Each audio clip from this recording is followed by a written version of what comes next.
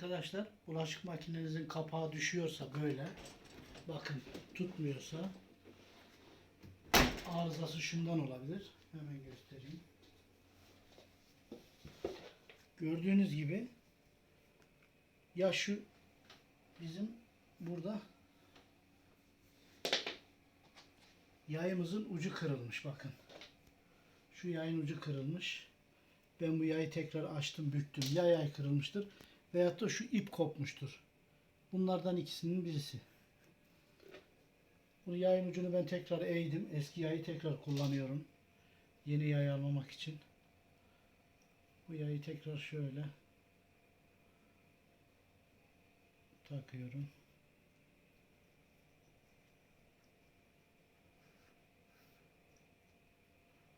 Evet, şu şekilde.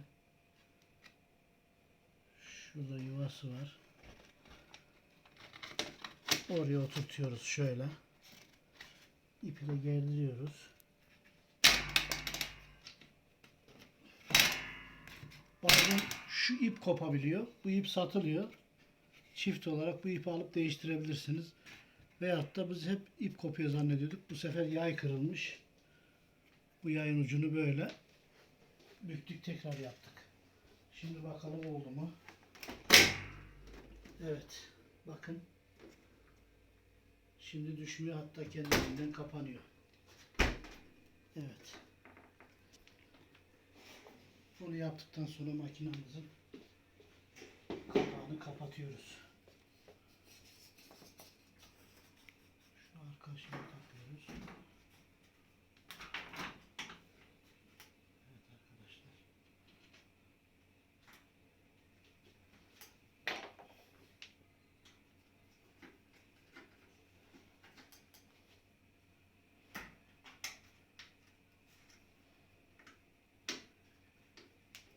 Burada en üstte 2 tane vidası var bunun.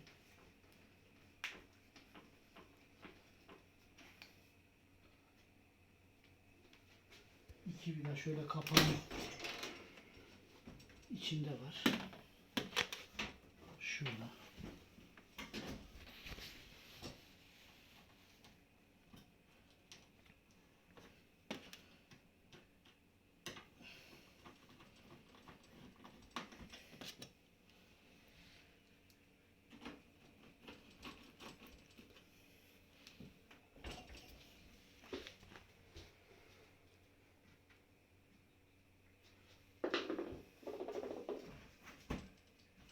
Üç vida da bu arkasında var.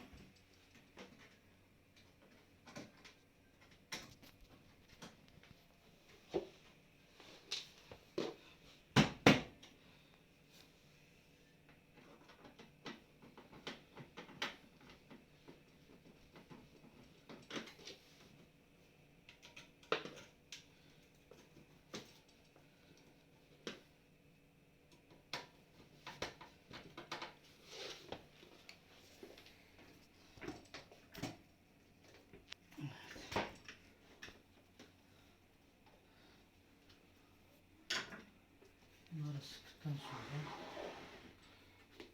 şu üst kapağını şu şekilde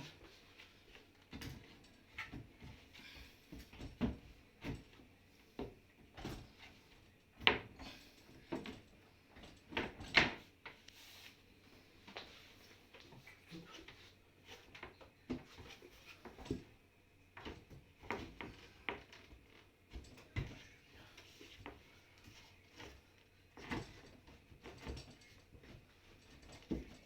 bunun yerleri var.